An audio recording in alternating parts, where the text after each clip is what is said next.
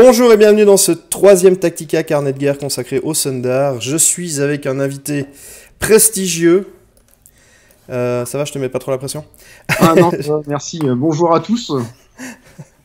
Eh bien, Gwen, qui es-tu et pourquoi es-tu là? Je pense que ça peut être la première question qu'on peut poser. Je me présente, Gwen. Je suis un joueur briscard depuis maintenant 3 ans. J'ai rejoint l'équipe TGCM depuis 2 ans et je viens te donner un coup de main, Olivier, pour parler un petit peu des Sundar. Effectivement, puisque l'idée du troisième Tactica, c'est d'avoir quelqu'un qui peut me seconder, donner des avis aussi différents, parce que j'ai pas forcément toujours juste, j'ai d'ailleurs souvent faux en fait, pour être exact. Oh non, t'as pas toujours faux, t'as un point de vue différent, c'est ça Voilà. qui est plus aussi. Et du coup, c'est pour ça que à chaque fois, il pourrait y avoir quelqu'un pour discuter d'une faction, et tu es là pour discuter des Sundar, faction polyvalente, et tellement polyvalente que c'est difficile de trouver des trucs en fait. Effectivement, elle est ultra polyvalente, tous les profils sont bons dans leur domaine ou dans plusieurs domaines, et ce qui rend les listes très intéressantes et très stables. Mais effectivement, il est assez dur, entre guillemets, de les optimiser vers un style de jeu très spécifique. Voilà, alors il y a quelques idées de liste. J'aimerais juste revenir sur deux petites choses que j'ai dit dans les vidéos. J'ai mis un correctif sous chacune des deux vidéos parce que... Qu'est-ce qu'il y avait? Il y avait Tulip qui n'est pas de l'artillerie. Effectivement, Tulip tire en zone, mais n'est pas de l'artillerie. Voilà, et puis le deuxième correctif, c'est Sagis et Virunga peuvent utiliser le sort de réservé à Sagis. Et Malheureusement, non. c'est vrai? Parce que sur Euh, sur le forum, c'est marqué que c'est vrai. Normalement, dans les facs, on avait spécifié que non. Ah ok, d'accord. Alors du coup, j'ai fait la fac et ensuite j'ai fait le forum et du coup j'ai fait un faux correctif. Donc ce correctif sera enlevé. Voilà. Bah après, je vais vérifier ça assez rapidement, mais il me semblait qu'on avait dit que non. Bah, après, c'est pas spécialement dérangeant, hein. Ouais, ça fait de Virunga et Sagis un personnage qui du coup prend beaucoup d'intérêt. Parce que avec un dé en plus quand il balance boulanger, enfin avec un dé à choix quand il balance les bottes, c'est Bot, plutôt balèze. bot qui a été très décrié d'ailleurs, j'ai entendu récemment. Il y en a qui la trouvent un peu trop violente. Alors je trouve que c'est une botte qui est extrêmement forte. Elle coûte 5 PA, on est d'accord. Mais le fait de pouvoir taper un mec, de pas lui infliger de dégâts et de tout mettre sur l'autre à côté qui ne peut pas défendre, je trouve que c'est vraiment... je veux pas dire que c'est anti-jeu, mais c'est... il y a un sentiment d'injustice quand tu subis cette botte, je pense. Ah, moi, je trouve ça justement très drôle dans le sens où tu fais semblant de taper sur quelqu'un qui s'y attend, donc peut se protéger, et au final, tu mets une grosse droite à celui qui s'y attend pas. Moi, je trouve ça très très drôle. Sinon, je viens de retrouver la fac, et effectivement, la question avait été posée sur le sort réservé à Sagis, est-ce qu'il est utilisable par Sagis et Virunga, et je certifie que non. D'accord, ok. Alors, je vais corriger le correctif, comme ça c'est fait. Mais du coup, voilà, au moins ça s'est réglé. Après, Euh, ça reste une figurine quand même qui est très intéressante puisque ça permet d'avoir chez les Sundar un équivalent de Panda, c'est-à-dire un mage mhm. qui est très bon au corps à corps et qui est très bon aussi en magie, ce qui est Effectivement. très polyvalent. Le problème que j'ai eu, c'est principalement ayant joué pas mal les pandas, c'est qu'au final, t'as jamais assez de PA pour faire tout ce que tu voudrais ou tout ce qui pourrait. Ah, Et effectivement, il faut choisir au bon moment quoi faire, voilà. mais ça permet justement, dans une situation qui peut paraître désespérée, tenter une autre approche et s'en sortir du coup. Effectivement. Bon, je préfère quand même utiliser les deux séparément. J'ai l'impression de plus de liberté que d'avoir un bourrin qui peut lancer des Effectivement, sorts. Mais c'est bah, un choix, hein. l'autre intérêt d'utiliser les deux séparément, c'est que ça fait plus de points d'action à dépenser. Et en termes de scénario, c'est un peu plus intéressant, effectivement, puisque ça offre un peu plus de points d'action pour réaliser les objectifs. Après, je sais que certains utilisent Sagis et Virunga en campagne et s'éclatent avec, Ah oui. puisqu'ils recrutent d'abord Sagis séparément, puis Virunga donc séparés. Et quand ils ont recruté les deux séparés, ils peuvent choisir ou non de le jouer en partie l'un sur l'autre, Mhm. et les trois prennent du coup de l'expérience séparément et peuvent choisir des compétences complètement différentes. Alors ouais, du coup là c'est un gros avantage. J'ai pas vraiment parlé des tacticas, enfin dans les tacticas de la campagne, tout simplement parce qu'avec la quantité de métiers et la quantité de compétences, grosso modo c'est à mon avis très compliqué Effectivement. de pouvoir donner une tactica générale. Alors il y a des profils qui sont évidemment plus dans un domaine que dans un autre. Je pense notamment que Sagis et Virunga en moine guerrier, ça peut être vraiment dégueulasse. Mais Tout après, comme c'est les pandas, compliqué. Ouais, après, c'est compliqué d'arriver à dire, voilà, il faut faire ci, il faut faire ça, ça devient... Ou alors tu fais des tacticas de 12 heures, mais je ferai un marathon tactica campagne Ah, après, tu pourras peut-être un postuler jour. au Guinness Book du Tactica le plus long. Je pourrais essayer, ouais. Ça pourrait être bien. On avait également parlé de Tucket juste avant, et tu me disais justement Effectivement. que son pistolet était redoutable avec le perce-armure. Et oui, le perce-armure 1d5, enfin, moi je trouve ça monstrueux. Tu tombes sur bon, là, ça va être contre des adversaires un peu typés du style Banni et la liste crabe, tortue, ou contre du cochon qui a beaucoup d'armure. Le perce-armure 1d5, ça va être assez violent et ça va leur faire très peur. Surtout si tu payes un équipement qui est dans les équipements standards du bouquin de règles, l'équipement munitions et poudre qui te permet de tirer, enfin d'avoir suffisamment de munitions pour toute la partie. Et donc au lieu d'être limité à un seul tir dans la partie, tu peux tirer autant de fois que tu veux durant la partie. Mhm. Ce qui peut le rendre très intéressant et très dérangeant pour les gens qui se baladent avec une armure. Surtout qu'il a une bonne dextérité, donc du coup ça va aller assez facilement pour buter tout ça. Et je pense que c'est avec le canon un peu le seul anti-armure des Sundar. Enfin, il y a Sam Laglace qui ignore les armures maintenant, mais Effectivement. avant c'était compliqué, les listes Birgus et Rotuma. Pour en avoir testé plusieurs, c'est un peu dégueulasse à Ah ce bah c'est niveau-là. compliqué pour beaucoup de monde justement parce que c'est des listes tankers Mhm. et du coup elles encaissent très très bien. Après il y a des petites astuces pour ouvrir du crabe assez facilement, hein. Oui, oui, on est d'accord. Mais en attendant, de premier abord, c'est un peu compliqué de passer. Enfin, disons, c'est pas forcément compliqué, mais quand tu retires entre 2 et 4 dégâts à chaque fois que tu fais des coups, tu commences à t'user à force de taper dessus. Ah bah l'une des solutions justement pour gérer l'armure, donc c'est soit avoir du perce-armure ou de l'artillerie qui explose les armures. Mhm. L'autre solution, c'est d'avoir des briscards qui permettent de taper de nombreuses fois. Par exemple, j'ai entendu que tu parlais de Bogdan en tant que tireur durant l'un de tes tacticas. Ouais. Et si tu l'utilises en tant que personne de corps à corps, avec sa petite dague, il va quand même pouvoir claquer 4 attaques par tour. Bon, certes, elles feront 3 dégâts si jamais elles passent, c'est pas là l'intérêt, c'est surtout que ça peut faire péter 4 cases d'armure à l'adversaire. Non, c'est tout à fait à ça qui sert, je pense, au niveau du Ouais. corps à corps. Parce qu'à part ça, il n'est pas suffisamment solide pour encaisser. L'autre solution qui est très bonne avec lui, c'est au lieu de mettre des coups de dague, c'est de mettre des coups de pied, hein. Parce que je rappelle, le coup de pied, c'est constitution plus dextérité, jet en opposition avec la constitution et la dextérité de son adversaire, et on fera dextérité moins 2 dégâts. Et C'est il me vrai. semble que notre ami Bogdan a quand même une dextérité de 6 et une constitution de 3, ce qui le font démarrer à 9 pour 4 dégâts, ce qui est quand même très intéressant. Non, effectivement, Bogdan peut donner des coups de pied, mais enfin, il peut taper. Après, s'il encaisse, il faut quand même qu'il ait les reins solides parce que de Ah, ça, mémoire, il a pas beaucoup de PV et ça c'est sûr qu'il aime pas trop les baffes, hein. ah, et ça, c'est tout à fait ça. Alors sur le groupe Facebook Briscard, donc ceux qui ne sont pas au courant et qui s'intéressent au jeu, vous pouvez nous rejoindre sur Facebook. C'est simplement Briscard, c'est un groupe qui est ouvert, il faut juste postuler pour être accepté. Bah, tu avais posté plusieurs types de listes, dont certaines que je trouve très cool. Ouais. La liste allonge me paraît tout à fait dégueulasse. Abelli, Sam, Grelier, Deloup de Merdeux, Sagis ou Augure.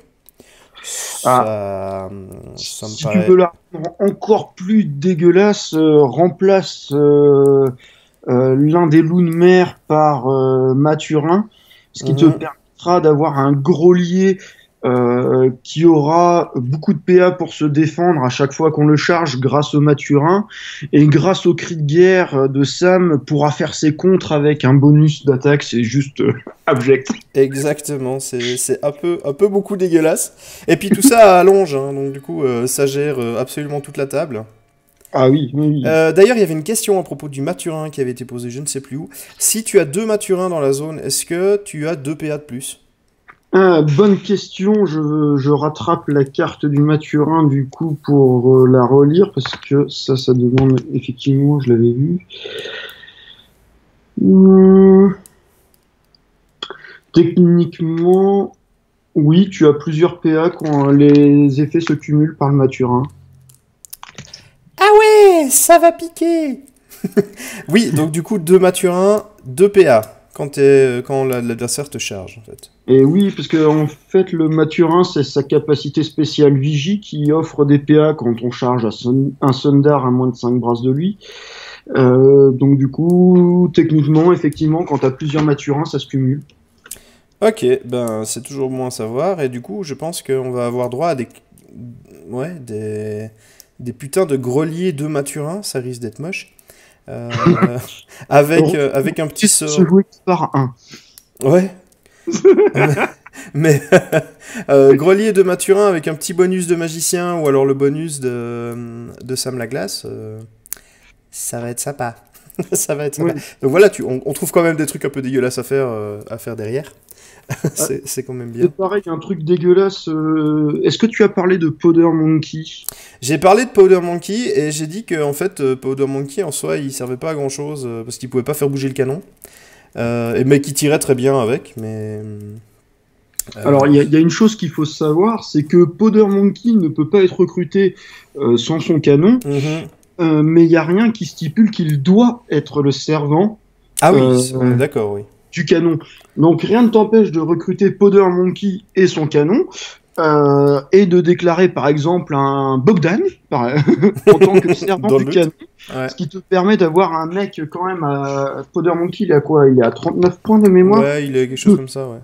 32 points, d'avoir un petit mec qui se balade sur la map pour aller ouvrir des coffres, identifier des objectifs de scénario, ou innocemment mettre un petit coup de torchère qui fait des dégâts de feu à un adversaire. Ça Clairement. fait où non?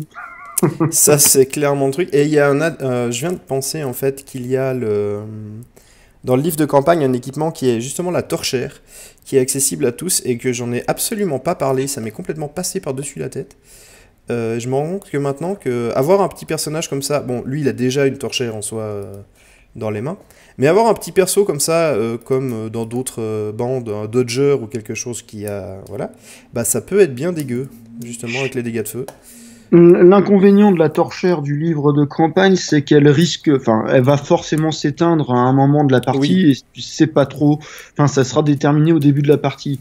Ce qui, si tu bases toute ta stratégie là-dessus, ça peut très vite foutre ah le oui, non, camp on est d'accord. si elle s'éteint trop tôt, quoi. Mais en attendant, ça fait quand même le petit plus et des dégâts de feu, c'est jamais perdu, jamais, Ah jamais. non, non. Surtout si tu cumules ça avec du poison juste avant. Que du bonheur. Tiens, t'es empoisonné depuis 2 tours, t'as -4 à toutes, enfin, aux caractéristiques de morale, du coup. Donc, bah, je vais te mettre en feu. Voilà, c'est exactement ça. Autre petite chose, bah justement, on parle du poison. Il n'y a pas tellement de possibilités d'empoisonner, enfin d'avoir des gens qui ont du poison chez les Sundar, à part de lui racheter l'empoisonnement à 15 points. Effectivement, chez les Sundar, bon, c'est pas une faction qui est très poison, qui n'est pas orientée là-dessus, mais bon, si on veut vraiment empoisonner, on peut toujours. Après, je suis pas sûr que ça soit ce qu'il y a de plus intéressant à faire, puisque effectivement, le poison c'est rigolo, c'est fort, mais faut quand même l'appliquer assez tôt dans la partie pour que ça soit vraiment efficace et intéressant. Et du coup, payer potentiellement 30 points pour permettre à 2 figurines d'empoisonner les adversaires, ça va t'obliger, entre guillemets, à te ruer sur l'adversaire assez vite pour pouvoir l'empoisonner et que ça fasse effet assez longtemps pour que ça devienne intéressant. Mais est-ce que tu ne penses pas qu'avoir un Abelli qui a poison et allonge, ou un Grelier qui a poison et qui du coup fait des contres et des enfin fait des défenses avec le contre en plus, ça peut pas être À la archi limite, intimidant? À la limite, sur un Grolier, je trouve ça un peu plus intéressant, puisqu'il passera à ce moment-là à 105 points de mémoire, puisqu'il doit être à 90 Ouais. de base. Mhm. Sur un Abelli qui est déjà à 130 points et qui a d'autres choses à faire que ça commence à devenir très très cher hein, quand même. Mhm. Bon, sur le format actuel à 400 points, effectivement, mais à 500, si tu décides de jouer sans colosse et sans monture.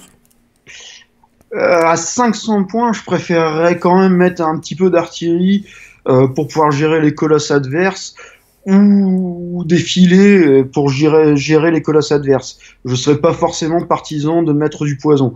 Je préfère mettre du poison quand j'achète la figurine et qu'elle a déjà du poison ou sur certaines figurines qui leur permettent d'acheter du poison à moins cher. Mhm. Euh, c'est vrai que sur des figurines dites classiques qui n'ont pas de poison, j'irai pas forcément leur payer une fiole de poison. Effectivement, c'est un choix au début. Mais je pense qu'une liste, ou alors carrément Sam sur Bubalus avec le poison, histoire d'être. Voilà. On vaut Là, 500 on vaut 250 points, tout va bien. là, ça vaut très cher, effectivement, mais ça peut être intéressant puisque tu peux quasiment au premier tour être chez l'adversaire et commencer à empoisonner du monde sans être bloqué au corps à corps. Mhm.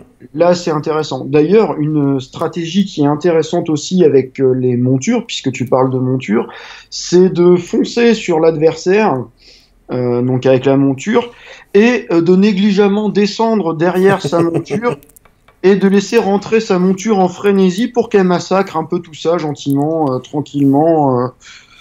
Effectivement, ça va être une stratégie qu'on va appliquer plus chez les Kinter, je pense. J'en reparlerai à ce moment-là, avec le Razorback. Mais effectivement, Bubalus peut très bien faire le taf et au moins distraire l'adversaire le temps que le reste de la bande fasse les objectifs ou se positionne plus avantageusement Tout à fait. à ce moment-là. Et puis bon, après, il y a quand même le fait de faire un test de morale si la monture meurt, mais comme la plupart de ceux qui sont montés ont 9-10 de morale, ça devrait pas être trop problématique, je pense. Effectivement. Après, attention quand même, parce que Sam Laglace a des caractéristiques de profil assez basses Mhm. dans certains domaines, et au niveau de la dextérité, comme il n'a pas une constitution très élevée, elle va descendre dû au port de la spalière. Et effectivement, il y a ça qui entre en compte. Donc Sam Laglace est un très bon support, puisque sa botte qui permet d'augmenter les jets d'attaque de toute sa bande sont très intéressantes. Le fait qu'il ait la longe et qu'il ait une lance qui permettent d'ignorer les armures, c'est très intéressant, mais il faut faire attention au fait qu'il soit quand même assez fragile. Il va avoir un peu plus de mal à encaisser qu'un Abelli, par exemple, qui va démarrer beaucoup plus haut. Ah oui, non, tout à fait. Mais c'est aussi pour ça qu'il est deuxième dans mon classement perso. C'est on y encaisse moins bien qu'Abelli, même si je trouve qu'il est plus intéressant au niveau des synergies. Notamment avec beaucoup de petits briscards comme les loups de mer, même Mathurin hein, avec plus d'attaque, ça va pas être Hmm. dégueu. Ah bah, tu parlais juste de loup de mer, effectivement, tu fais la botte du loup de mer qui démarre à 6. Si tu assommes la glace, il démarre à 8. Et si la botte passe, ça assomme l'adversaire. Mhm. Il y en a qui vont pleurer. Oui, il y en a qui vont clairement avoir mal. Et surtout que ça assomme tout le monde, hein, les montures, les colosses. Ah oui, oui, pas de Ça... distraction, pas de jaloux, c'est tout le monde qui prend. Ouais, ouais. J'imagine le gros colosse du style Catodos qui s'avance, et puis t'as le petit loup de mer qui lui met un coup dans le genou, le machin il verse. ça, ça va faire des rageux, je pense. Il va y avoir quelque chose comme ça. Mais du coup, Bon, avec les Sundar, tu peux vraiment jouer ce que tu veux, comme tu veux. T'avais d'autres listes du style Labourine, pardon, Virunga, Maruti, Socrate, Sagis. On reste dans le sobre et le...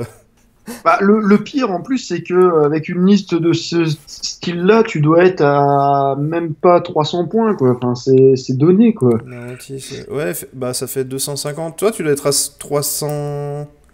Ouais, tu dois être à 300 en fait, peu de choses près. Ouais, avec Sagis, t'es à 300 à peine, enfin, t'es à un peu plus de 300, mais du coup, t'as quand même trois figurines, Maruti, Virunga, Socrate, qui sont clairement là taper l'adversaire. Envoyer du pâté, voilà. Ça, c'est dit. Dans la joie et la bonne humeur. Par contre, l'inconvénient de cette liste-là, effectivement, c'est que tu vas peut-être taper facilement l'adversaire, ça, il n'y a pas de problème, mais tu auras des problèmes pour gérer les scénarios où ça demande un peu de dextérité et de mental, parce que les trois premiers, la Virunga, Maruti, Socrate, ils doivent pas dépasser 6 ou 7 Ouais, effectivement. en dextérité mentale, donc ils vont être un peu à la ramasse quand il faut identifier des coffres ou d'autres conneries de ce style-là, quoi. Bah, tu rajoutes un petit, comme t'as 300 points, un peu plus, tu rajoutes un petit Bogdan, avec son Oui. 6 de... Ou alors un petit tulipe, là. En plus de taper fort, tu fais des galettes, tout va bien. Ouais. Ah, Tulip est un excellent tireur. Je suis étonné d'ailleurs de ne pas le voir plus souvent sur les tables de jeu. Parce que le fait de pouvoir tirer en zone, même si ça fait pas beaucoup de dégâts, ça suffit à faire peur l'adversaire et ça l'oblige à ne pas se regrouper. Moi, c'est une arme que j'adore. Bah, il est très très bien. Je pense principalement qu'il est pas très joué parce que la figurine est un peu vieillotte et que je dois bien admettre qu'elle a pas forcément la tête la plus excitante du monde. Enfin, de mon point de vue, voilà, maintenant...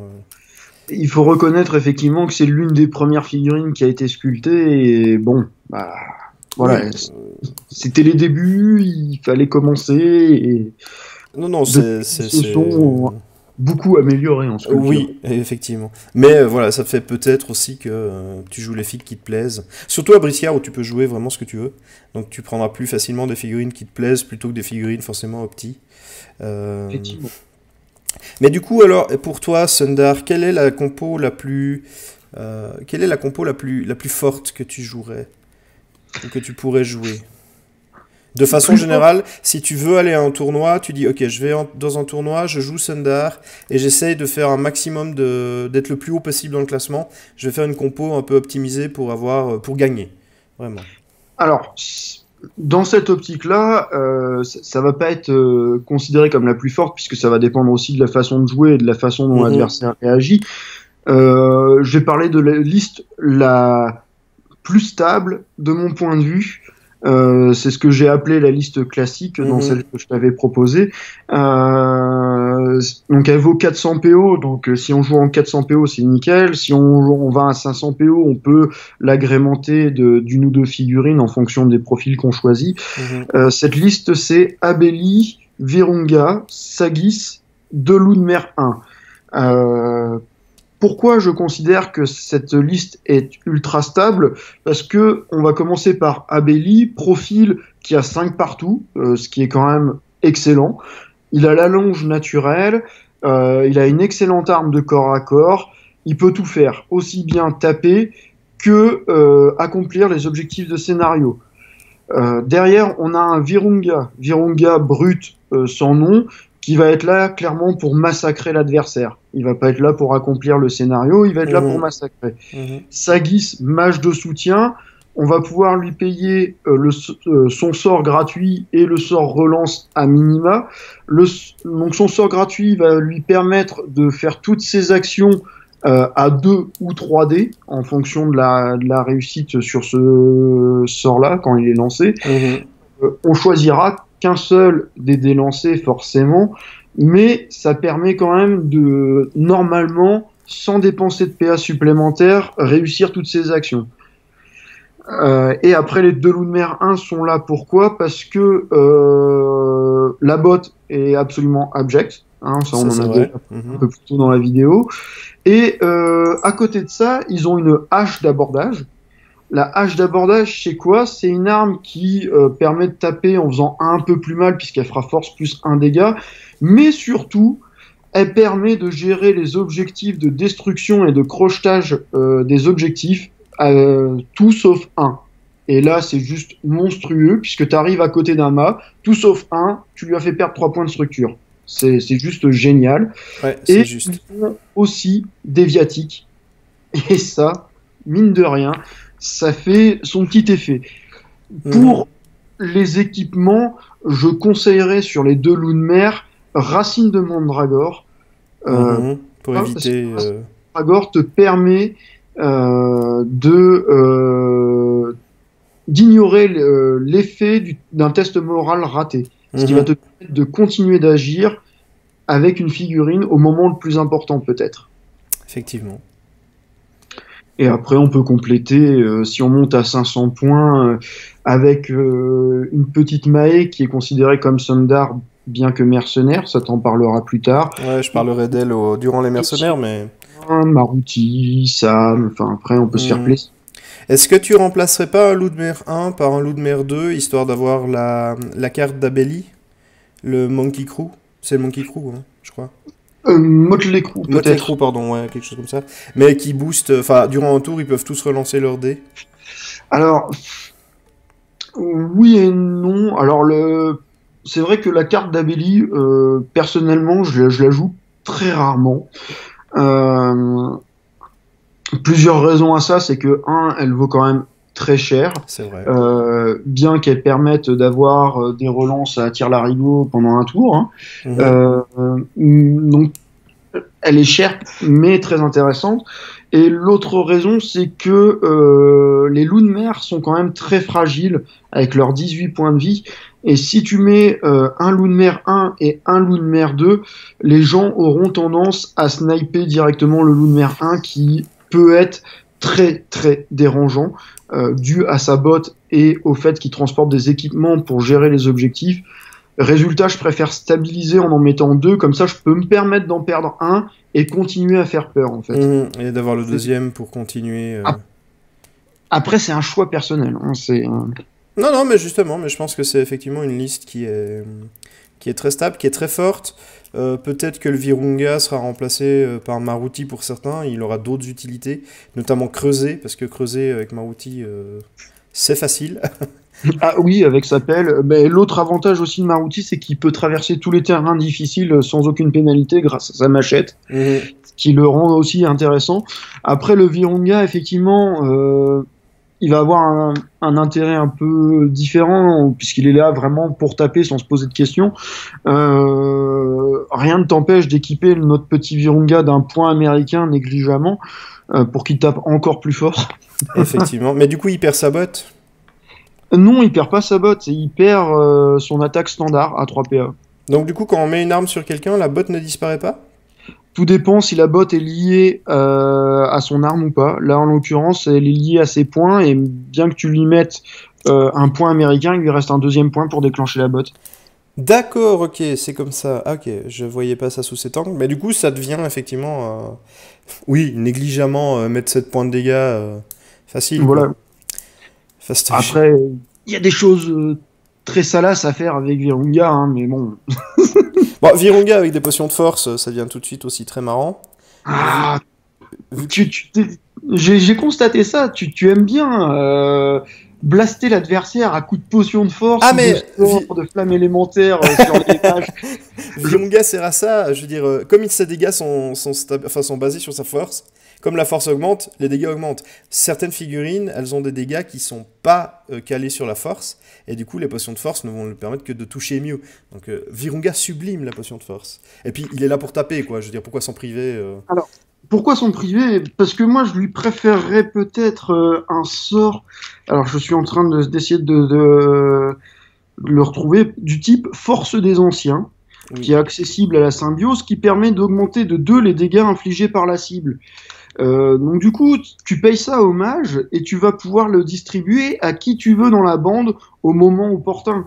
Tu vois, je préfère un petit peu un truc que je vais pouvoir appliquer à plusieurs personnes plutôt que un objet qui va être utile à qu'une seule personne, qui sera sur lui et c'est forcément lui qui l'utilisera. À choisir, je suis d'accord avec toi. Le problème, c'est que du coup, il va falloir faire jouer ton mage avant, lui faire claquer son sort, et du coup, parfois, ça peut être contraignant de devoir faire jouer le mage avant. Ça Euh, peut en effet être une contrainte de jouer le mage avant. Après, on va pas se voiler la face. Tout ce que je considère comme mage de soutien du type Sagis et Augure, en général, ont des sorts de soutien et sont intéressants du coup si tu les joues relativement tôt dans le tour. oui, Si tu attends que tout le monde ait joué, effectivement, ils deviennent complètement inintéressants. non, on est d'accord. Bon, Sagi, c'est à la symbiose avec les sorts de soins, entre autres. Donc, du coup, tu peux te dire, Exact.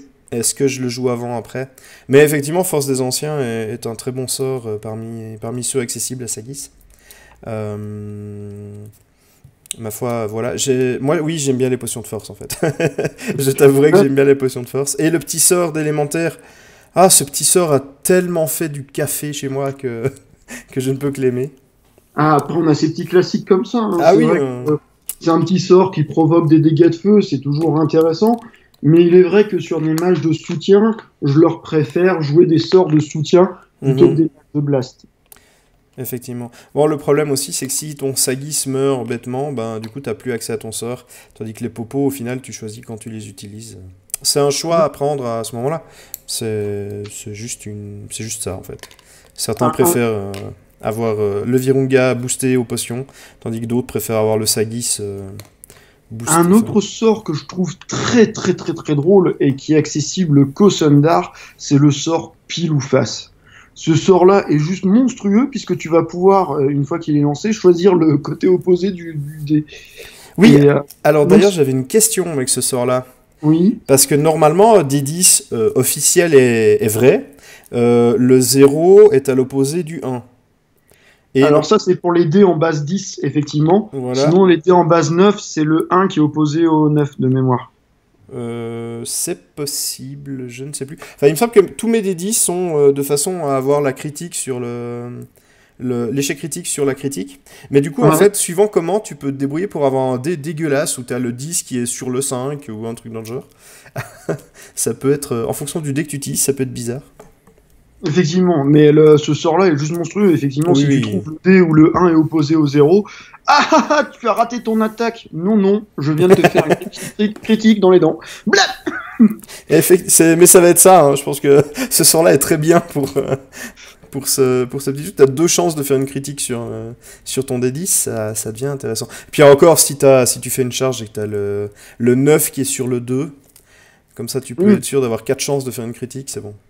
C'est tout. Après, l'autre intérêt de ce sort-là, ça te permet normalement de ne plus faire d'échecs critiques, quel que soit le dé que tu utilises. Et ça, c'est très intéressant pour les gens qui ont moins de chance que les autres, qui te permet quand même de fiabiliser tes jets de dés. C'est l'un des autres intérêts de la faction Sundar, c'est que pour les malchanceux, c'est la faction qui te permet le plus stabiliser tes jets de dés via la bonne fortune, justement. Mhm. Euh, c'est quand même ultra intéressant. Effectivement, c'est très agréable de pouvoir, enfin, disons, niveler ces GD. Je connais 2-3 joueurs qui devraient s'essayer au Sundar d'ailleurs. Ça me paraît, ça me paraît très important. Nous, enfin, de mon côté, j'en connais aussi qui devraient s'y mettre au Sundar, mais ils ont leur petit côté obtus à vouloir jouer une autre faction. Bon, on a tous nos préférences, hein, mais c'est vrai que parfois, bon, ça ferait du bien d'avoir autre chose que des échecs critiques. Mm. Qu'est-ce qu'on a encore? Qu'est-ce qu'il y avait? Il y avait une liste? Oui, alors bon, il n'y a pas encore de colosse chez les Sundar. On attend le roi Kong avec impatience, là. Mais Mais du est-ce coup, que ça sera lui qui sortira en premier? ah oui, bon, on attend un colosse Sundar. Enfin, je pense que tous les Sundar attendent leur colosse. Ils ont Bubalus et Sam, voilà. Mais du coup, ça va un peu restreindre les choix. Monture colosse avec les Sundar. Là, on va élargir un petit peu. On va passer aux mercenaires aussi, parce que sinon, c'est un peu difficile. Du coup, plutôt Sam, plutôt Le Groinche. Niveau des colosses, plutôt Sasquatch, Catodos. Qu'est-ce que tu penses de Ça, ça? ça va dépendre de ce que tu cherches à faire en partie. Euh, Si tu cherches à bourriner purement et simplement, bah, vaut mieux partir sur un colosse qui tape. Mhm. Dans ce cas-là, soit tu prends un Sasquatch qui va te permettre de dégager les objectifs, puisqu'à chaque fois qu'il tape, il va envoler la figurine adverse. Mhm. Soit tu pars sur un Kotalos, et à ce moment-là, c'est pour gérer de la figurine en face, de la petite figurine en face, puisqu'il va aligner un nombre d'attaques ultra conséquent avec un potentiel de dégâts monstrueux. Ils ont encore un colosse ou pas? Non, ils ont plus de colosse. Non, il les n'y a Mercos. plus de colosse. Ou alors, effectivement, tu pars sur une monture. L'intérêt de la monture, ça va être de te permettre de gérer assez facilement les objectifs. Puisque à chaque fois que tu vas activer cavalier et monture, les deux s'activent en même temps, ça va te faire une réserve de PA très conséquente. On va tourner aux alentours de 15-16 PA à chaque fois, qui vont te permettre de te déplacer à travers la table comme tu as envie, de gérer les objectifs, puisque tu arriveras sur place en ayant dépensé que très peu de PA pour le cavalier, si tu dépenses les PA de la monture pour bouger, et d'avoir quand même un intérêt derrière, puisque tu peux piétiner les adversaires, leur faire des ruades, enfin faire des trucs absolument abjects avec leur corps, ce qui est plus ou moins drôle, ça dépend de quel côté de la figurine tu es, comme d'hab, à chaque fois. Effectivement. Mais l'intérêt, ça va être effectivement de pouvoir jouer un peu plus sur l'objectif. Je considère qu'une monture cavalier, ça va être plus orienté objectif et colosse plus orienté poutre. Bien que ça gère aussi les objectifs, mais ça a un peu moins de PA en fait. Ouais, effectivement, globalement c'est ça la différence principale entre les deux, je pense. Mais du coup, plutôt monture si t'as une liste agressive, et plutôt colosse si tu veux bourrer, mais que tu ne veux pas prendre un abelli par hasard, ou pas par exemple, ou autre chose. Le choix, après, ça va être, comme tu disais, ça va dépendre aussi de la figurine qui nous plaît, etc. Je dois avouer que Sam Laglace sur Bubalus, je l'affectionne particulièrement, parce que je trouve la réalisation très bien faite. Donc j'aurais peut-être plus tendance à partir là-dessus. En plus, c'est un Sundar, donc j'aime bien quand même, quand je joue une faction, essayer de pas forcément bourrer à tout prix du mercenaire ou des alliances et contrats, et jouer un peu plus faction. Après, dans une liste, enfin dans une optique, effectivement, on peut partir sur un colosse histoire de bourrer. Et si on part, par exemple, si on reprend la liste la brutale, la bourrine, Virunga, Maruti, Socrate, et tu complètes avec un Sasquatch ou un Kotalos, pardon, ça va être l'adversaire, il va avoir du mal à gérer. Hein. Enfin, il va encaisser. Ah, il va pleurer, je pense. Vive la liste Birgus en face, tout va bien se passer. Bon, après, effectivement, tu vas plus te concentrer sur la poutre que sur réaliser l'objectif, ce qui est peut-être un peu dommage. C'est vrai que moi, je préfère quand même à la poutre jouer des listes qui sont peut-être un peu plus orientées objectifs de scénario. C'est pour ça que je partirais peut-être plus sur la liste subtile dont je t'avais parlé, la Abelli, Grelier, Mathurin, Sagis ou Augure, et après on complète, qui vont peut-être être un peu moins agressives en termes de frappe, mais vont te permettre de gérer un peu mieux les objectifs et de réagir un petit peu mieux à ce que fait l'adversaire. Effectivement, je pense que Enfin, c'est ma façon de penser aussi, mais c'est vrai que le bourrin, une fois de temps en temps, histoire de se vider la tête. Et la bourrine, au final, tu fais une chasse au dodo, ou tu fais une bataille de taverne, ça va passer crème, je pense. Donc, Effectivement, là, la bourrine de temps en temps, ça fait toujours plaisir. Qui n'a pas rêvé d'envoler ses adversaires à grands coups de poing, pied ou autre partie du corps, sans compter les armes. Ça fait toujours plaisir une fois de temps en temps. Après, une autre chose que j'aime bien faire, c'est changer régulièrement de liste. C'est-à-dire que c'est très rare que je joue 2 fois de suite la même liste. Ouais, je pense que quand on a la possibilité de jouer toutes les factions, c'est plus facile d'avoir du choix. Même au sein d'une faction, quand je faisais encore les tournois, c'était vraiment très très rare que je joue 2 fois de suite la même liste. Après, il y avait des figurines effectivement qu'on pouvait retrouver d'une liste à l'autre, puisque j'ai mes petites figurines préférées. Hein, Mae, par exemple, j'essaye de la caser dès que je peux parce que je trouve la figurine magnifique, sans compter son profil. Donc effectivement, des fois, il y a des figurines comme ça qu'on s'impose, entre guillemets, mais après, on essaye de varier les plaisirs. Non, effectivement, je pense que c'est important. C'est important d'être à l'aise avec sa liste aussi, je pense. Et ce qu'il y a de bien avec les Sundar, c'est que tu peux jouer tous les types, donc tout le monde peut être à l'aise, quelle que soit la liste qui joue. Enfin, quelle que soit...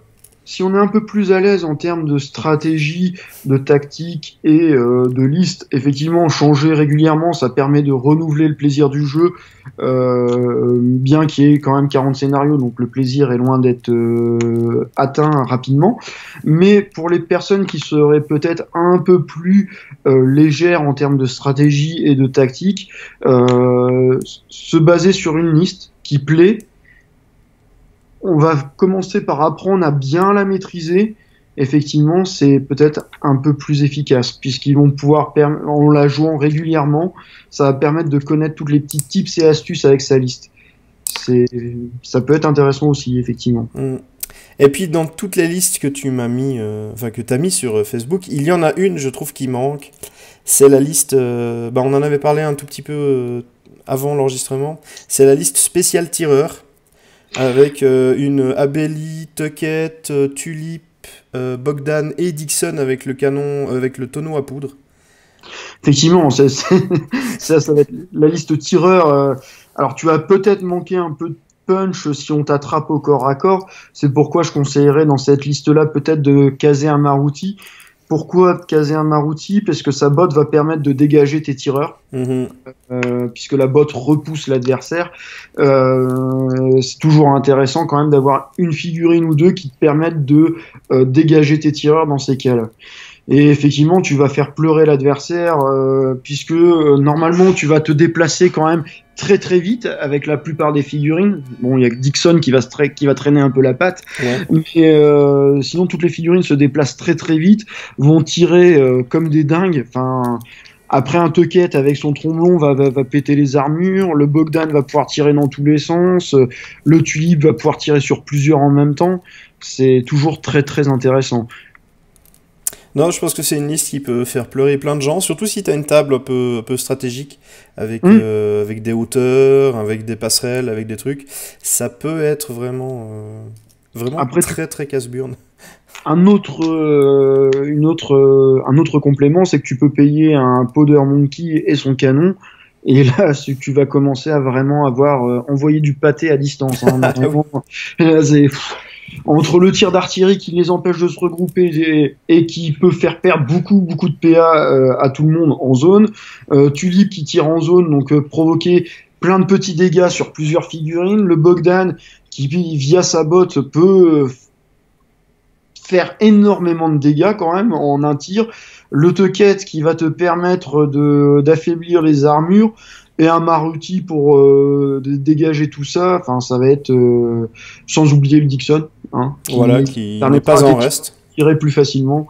C'est et du coup tout le monde va économiser des PA à la recharge, alors du coup c'est bénef. Ouais, c'est ça. Je pense que ça peut être pas mal. Ce qui fait qu'on peut presque mettre Maruti en tant que servant de canon tant qu'il a dégagé aucun tireur. Effectivement. Et puis rien n'empêche après de quitter le canon pour aller dégager le truc et de revenir après. Hein. Oui, effectivement aussi. Ça peut. Le risque quand on abandonne son canon, c'est que l'adversaire l'utilise contre toi. C'est. Oui, mais c'est un détail. Voyons, c'est un détail. C'est un détail qui a son importance, je trouve. Mais bon. Oui, on est d'accord avec ça, mais effectivement, ça peut avoir le coup. Bah écoute, je pense qu'on a fait un peu le tour de ce qu'on pouvait sortir des sonars. Après, on l'a dit au début, c'est difficile puisqu'ils sont capables de tout. Et c'est assez compliqué de synthétiser là-dessus, mais je pense qu'on a fait pas mal le taf dans ce Tactica. Est-ce que tu as quelque chose à rajouter? Est-ce que tu as envie de rajouter quelque chose? Pas spécialement, mis à part le fait que effectivement les Sundar sont très polyvalents. Il va falloir choisir des figurines qui vous plaisent. C'est l'une des factions en fait où vous pouvez vous permettre de vraiment choisir les figurines qui vous plaisent. Et vous allez pouvoir vous en sortir avec n'importe quel type de liste. Hein. C'est du tout n'importe quoi chez les Sundar, de toute façon, ça passe, puisqu'ils sont polyvalents. Après, faut se faire plaisir. C'est le principal. Effectivement, je crois que Brissière est le jeu où il faut le plus se faire plaisir et pas forcément chercher la rentabilité à tout prix. Mais bon, comme les Tactica sont aussi orientés... disons pour essayer d'avoir quand même de la rentabilité, et que malheureusement les tournois, si c'était fait pour que les gens ne fassent que s'amuser, ça se saurait. On est quand même là pour gagner quand même un peu. C'est sûr que lorsqu'on joue, normalement on part dans l'optique on joue pas pour perdre, clairement, hein, on joue pour essayer de gagner. Le tout c'est de passer un très bon moment et de s'amuser. Il y a des figurines qui normalement sont ultra stables du type Abeli, Virunga, Sagis. On peut presque les mettre n'importe où, n'importe comment, elles s'en sortiront sur la table. Il y aura des figurines un peu plus techniques à jouer du type les loups de mer, Bogdan, Tulip, mais elles sont quand même plaisantes à jouer et assez faciles à jouer en fait, au final. Ouais, je suis assez d'accord. Et du coup, la dernière question que je vais te poser, quel est ton Sundar préféré? Dur la question. Dur la question. Ça va pas être facile. Est-ce que si je réponds Mae, ça marche? Non, Mae est une mercenaire. Je te redemanderai lors des mercenaires Mais si... c'est une mercenaire qui, si est jouée chez les Sundar, est considérée comme Sundar. Ça compte, non? Alors ça compte à moitié. Alors, je repose ma Alors, question. Hormis Mae, quelle est ta figurine Sundar euh, préférée? en termes de visuel ou en termes de profil? Je dirais de façon globale. Si t'as un visuel et un profil qui te plaisent le plus, tu peux me donner les deux, ça me dérange pas. Mais si t'en as une où tout te plaît, pourquoi pas. Pourquoi pas? Alors, en visuel, j'aime beaucoup Sam Laglace, comme je l'ai dit, Virunga, Augure et Abeli. Mhm. En termes de profil, je trouve très intéressant tous les profils en fait. Donc, j'en ai pas forcément de préféré. D'accord. Ok. Donc on va rester sur Mae et ta Sundar préférée.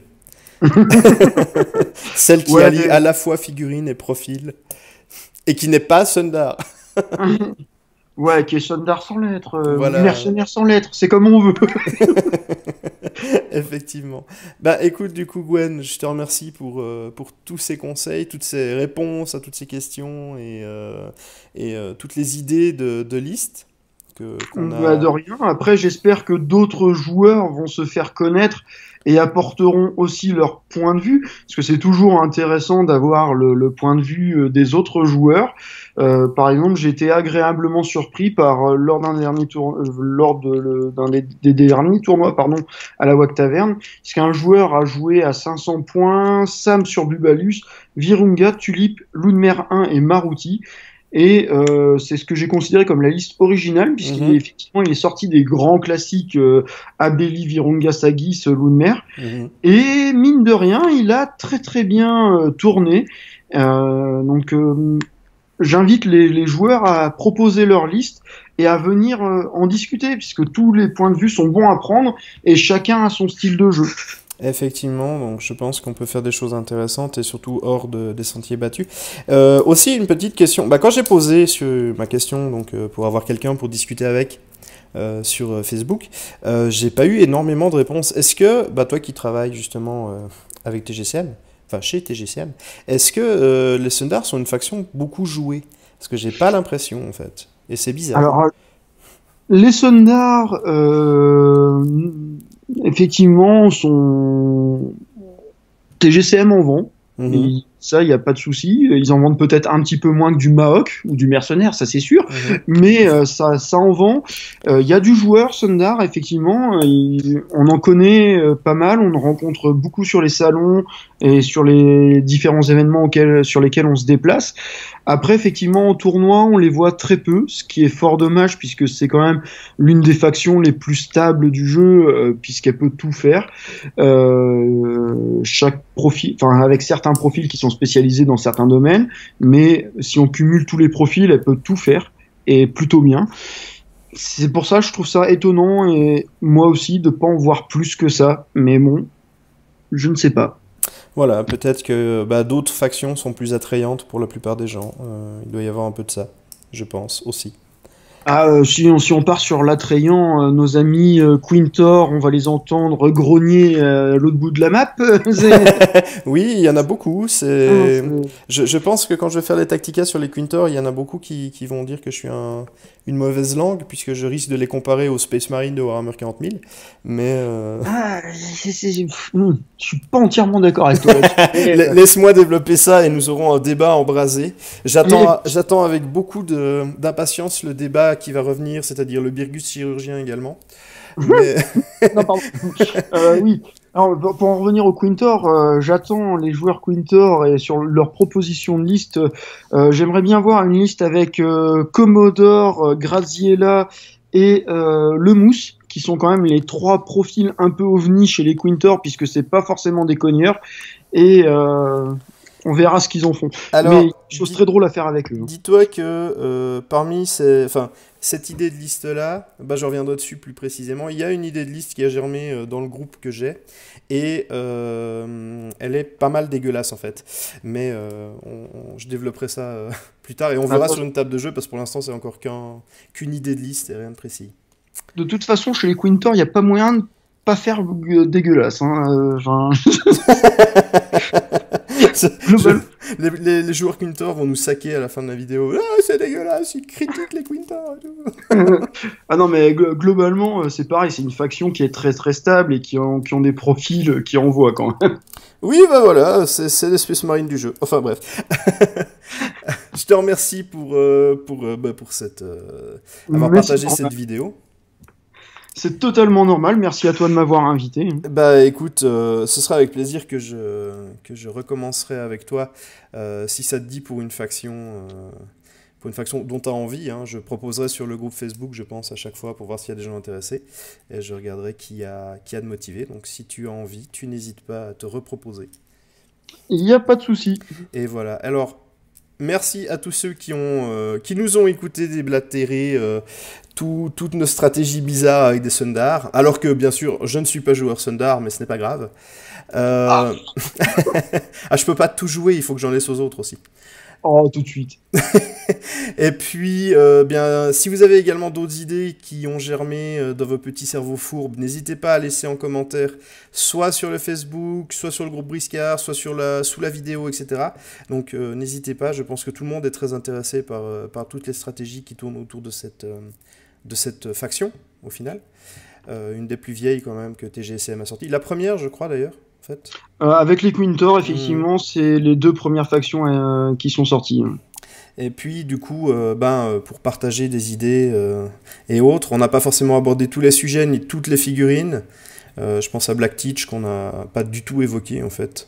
C'est dommage, parce que c'est une très très bonne figurine. Enfin, moi, je l'aime beaucoup en termes de profil, puisque ça va être un profil de soutien qui va être là pour finir des figurines qui ont été entamées et qui va pouvoir gérer énormément d'objectifs de scénario, tout en mettant un petit coup de pistolet à droite et à gauche pour finir des adversaires en passant. Enfin, Mhm. c'est un, c'est un profil qui est très intéressant, je Je trouve. suis d'accord. En tant que leader, c'est peut-être pas forcément le meilleur, mais en tant que profil autre, ça peut être très bien.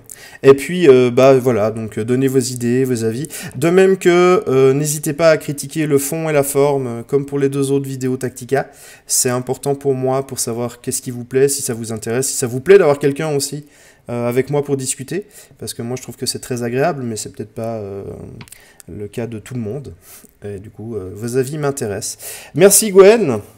Merci à toi de m'avoir invité. Et puis, d'ici à la prochaine vidéo, comme d'habitude, quoi, que les dés soient avec vous.